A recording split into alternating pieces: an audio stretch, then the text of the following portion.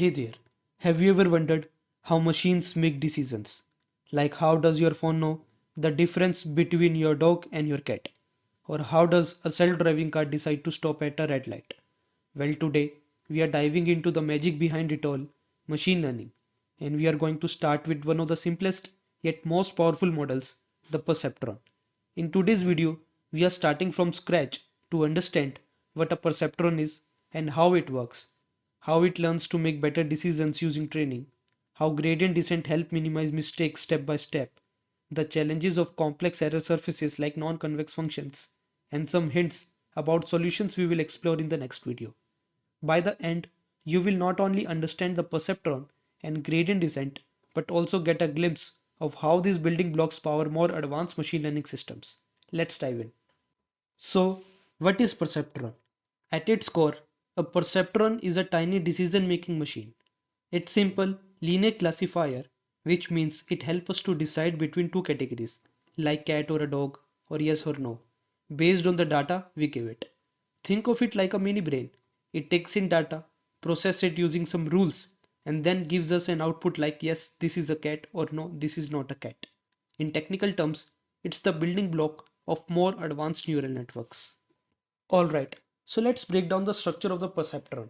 There are three main parts you need to know: inputs, weights, and bias.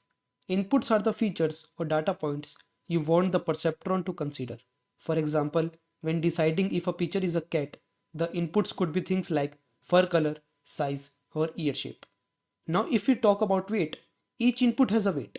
Think of the weight as a multiplier that tells the perceptron how important that particular input is in making the final decision. The more important an input, the higher its weight. Mathematically, weights are like volume knobs on your radio. They turn up or down the importance of each input. For example, the color of fur might be a stronger indicator, so it's get a higher weight. Now let's talk about the bias. This is where things get interesting. But before going to bias, first let's understand the mathematics behind the perceptron. So how does the perceptron actually make decision? Let's look at the math. The perceptron calculates a value called z. This is done by multiplying each input x by its corresponding weight w and then adding all these products together. Finally, it adds the bias b. The formula looks like this. But why we add bias to our equation? Think of bias as a way to shift the decision boundary up, down, left or right so it better separates the data. It's like adding a constant to the equation so the perceptron can handle more complex situations. If we didn't have bias, the decision line in our perceptron would always pass through the origin, which is very limiting. In mathematical terms, bias is like a constant c in the line equation y is equal to mx plus c. It helps the decision boundary or line move around to better fit the data. As you can see in the picture, by adding a bias, it's perfectly separating the data points, but without bias, it's not able to differentiate the data points. The result Z is essentially a weighted sum of the inputs plus bias. Now that we have calculated Z, what does the perceptron do with it? That's where the activation function comes in. In the case of simple perceptron, we use a step function, which look like this. This step function determines the final output. If Z is greater than or equal to 0, the output is 1. If Z is less than 0, the output is 0. So based on this calculation, the perceptron decide yes or no. There are other types of activation functions out there, like sigmoid, ReLU, 10H, softmax. Each function helps us to decide Z value belongs to which category. Each have different use cases. Now let's talk about how the perceptron learns to make better decisions over time. This process is called training. It's like training a model with historical data to define rules, enabling it to make decisions on new data. During training, the perceptron adjusts its weights and bias based on the data it receives. Here how the process works. We start by assigning random values to the weights and bias. We provide the perceptron with data points to analyze, such as fur color, size, and ear shape. Along with this, we supply label output as 1 indicating a cat or 0 not a cat. The perceptron processes the inputs and calculates an output using the weighted sum and the bias we talked about earlier. Later we normalize the output z to ensure it's fall within the range of 0 to 1. During training, the activation function is not used. It is applied only when making predictions after the model is trained. The perceptron compares this normalized output with the actual result. If it's wrong, we compute the error. Now our goal is to reduce this overall error. After that, we update weights and bias using gradient descent. This is where magic happens. The perceptron uses gradient descent to adjust the weights and bias, reducing the error and improving its prediction over time. But first, let's look at the question how gradient descent helps us to minimize the prediction error. In machine learning, our goal is to make predictions as accurately as possible. To do that, we need to figure out how far off our predictions are from the actual values. We measure this error using a loss function, and the method we use to minimize this error is called gradient descent. The loss function is a mathematical formula that tells us how wrong our model predictions are. If the loss is high, it means our model predictions are far from the actual values. If the loss is low, the predictions are closer to being correct. Our objective is to minimize this loss as much as possible. One common loss function is mean square error. It's frequently used because it's easy to compute and effective for many type of problems. Why squaring? The error is the difference between the actual values and the predicted value. If we just sum the differences, positive and negative errors could cancel each other. So to avoid this, we square the errors. This ensures that all errors contribute positively to the total error. And also because squaring makes bigger mistakes stand out more. For example, if one prediction is way off, MSC will punish it more heavily than a smaller mistake. This way, the model is pushed to focus on fixing the biggest problems first. And we also use the MSC so that we can use the gradient descent optimization technique to overcome the loss. Now that we know how to calculate the error, next step is to minimize it. To do this, we need to adjust the weights and the bias of our model, which are the parameters that control the predictions. For each weight, we need to find the value that makes the MSE as small as possible. This means finding the point where the MSE is at its minimum. So till now we have seen we will use MSE as our loss function to calculate the error. Now in this case we have 5 data points. So for these data points, these are the actual values and these are the predicted values. Now this predicted value will dependent upon the weights and the bias.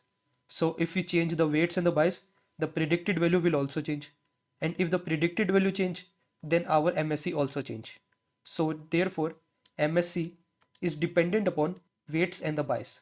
So if we change the weights and the bias, MSE will also change because indirectly MSE depend upon weights and the bias.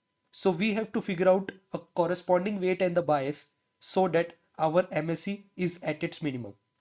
Now, in order to make the calculation simple, let's say we have a single weight and a bias and our MSE will look like this. Now we have to reduce this MSE as small as possible. Our sample point will remain same. We can only change the weights and the bias. So basically our MSE is dependent upon weights and the bias and we have to change the weights and the bias so that we can achieve the minimum value of our MSE function. Now this is where differentiation comes into play. Differentiation measures the rate of change of MSE with respect to each weight and bias. If we change the weight by delta W, then how much MSE increase or decrease? In simple terms, the differentiation tells us how much MSE will increase or decrease if we slightly adjust a weight or a bias. Now let's say we have a single sample point. Now for a single sample point, our MSE will look like this: y minus wx plus b whole square.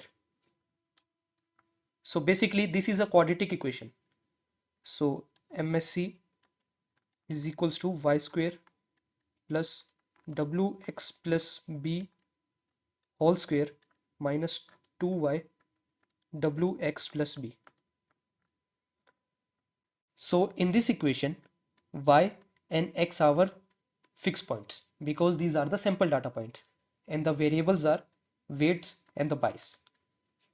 Now let's say we take two cases.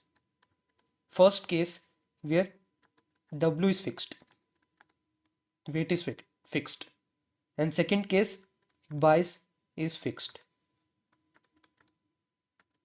So in this case MSE is dependent upon bias, and in this case MSE is dependent upon weight.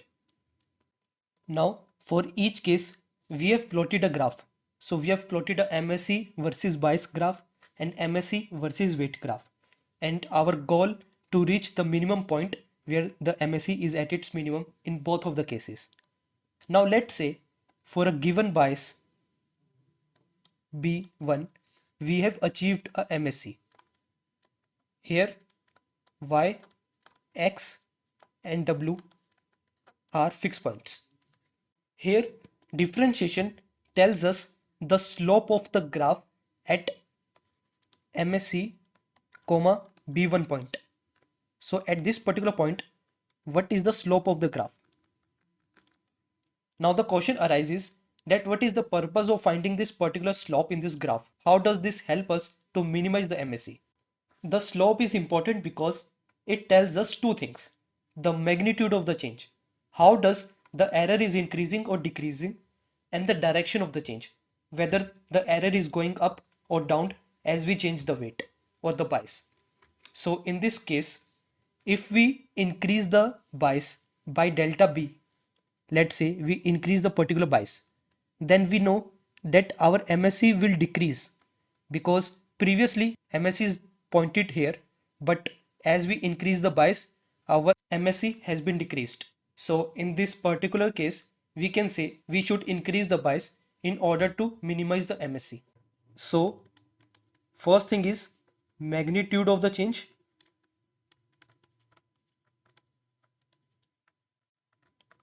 And second is direction of the change.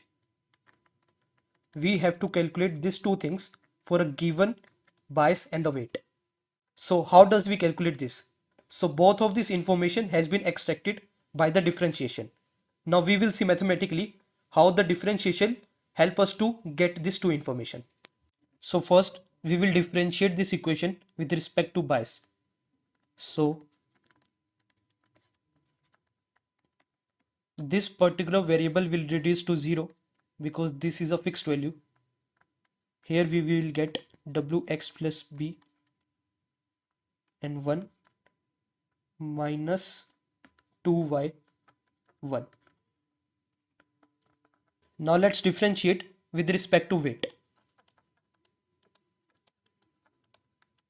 So this will be equal to 2wx plus b x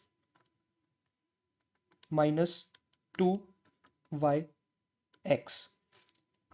Now after calculating the differentiation for both of the variables bias and the weights, we see that this particular value is the magnitude, and the negative or the positive sign, let's say this particular value comes out like -7. So 7 is the magnitude and -1 shows us the direction. Now there are three cases when the slope is negative, when slope is positive, and when slope is 0. And this is our ideal case and we want to reach to this particular place. Now if the slope is negative, then we know that if we increase the value, then the MSE will decrease. So if we are at this particular point and if we decrease the value, then the error will decrease. And if the slope is positive, then we know that we have to reduce the value in order to decrease the error. And in the case of 0, we don't have to increase or decrease the bias or the weight because MSE is already at its minimum point. Now let's see the gradient descent update rule. So let's say this is the WI new value, WI old minus delta MSE by delta W. Now let's say our delta MSE by delta W is greater than 0. That means our slope is 0. Slope is greater than 0. That means this is the case of this particular figure. Then we know that we should decrease the weight. So that's why we subtract the delta MSE by delta W. Because if this is positive, then negative positive become negative, and this has some magnitude, let's say lambda. So our W new will become W old minus lambda. Now let's say delta MSE by delta W is less than 0. That means slope is less than 0. That means we are talking about this figure. So in this case we know that we should increase the value. So in this particular case, if we put our slope here, then negative and negative will become positive. So our W new become W old plus lambda. We are not deriving this particular update rule directly because there is no any mathematical way to derive this particular formula, but based upon our observation that what should we do when the slope is positive or negative, we have derived this particular formula of the update rule, but there is no any concrete derivation for it. Here we also add a learning rate. Why? Because let's say in this particular case we are at this particular point Wi, and after updating based upon this above rule we reach to this point, and again after updating it we reach to this point, and again after updating it we reach to this point. So basically we are going here and there, but we are not able to reach to this particular medium point. So in order to converge the solution we try to use the learning rate, because this controls how big of a step we take when updating the weight. The smaller learning rate means we take smaller steps, and the larger learning rate means we take bigger steps. So overall process look like this. We have the equation y is equal to wx plus bias, and we have assigned a random value to these weights and the bias. And let's say we have 5 sample points.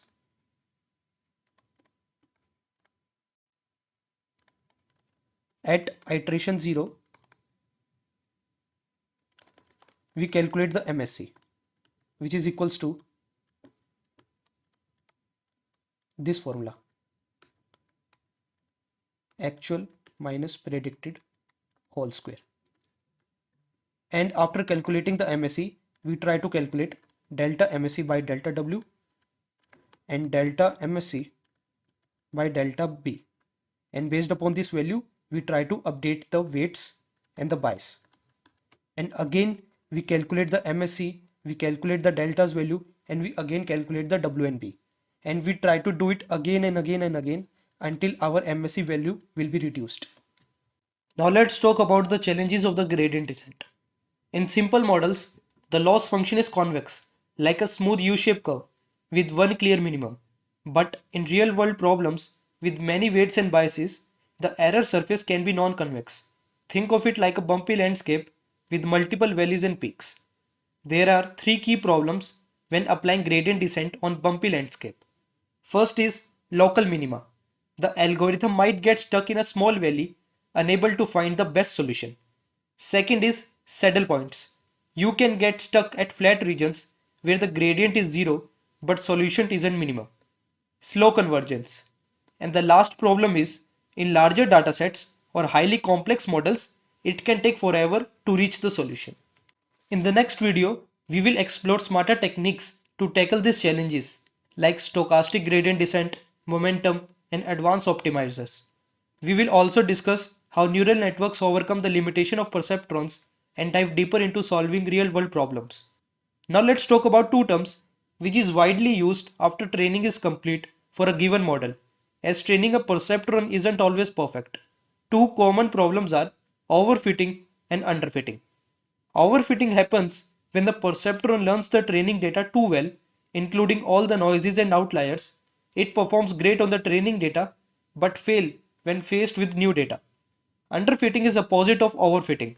It happens when the perceptron is too simple and can't capture the patterns in the data.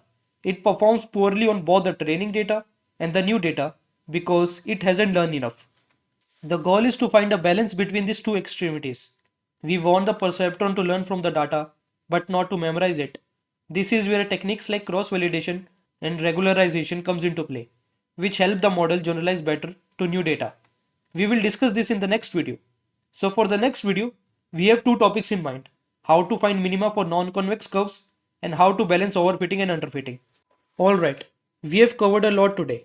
We learned how a perceptron works, what weights and biases are, and how the model makes mistakes, and how the model makes decisions. Then we explored the idea of a loss function, and why we use mean square error to measure the model mistakes. From there, we saw how gradient descent helps us to minimize those mistakes by adjusting the weights in the bias step by step. If you found this video helpful and want to dive deeper into machine learning, don't forget to subscribe and share this video. We will be exploring even more advanced models and concepts in the future videos. And trust me, you won't make to miss it. You won't want to miss it. Thanks for watching guys. I will see you in the next one.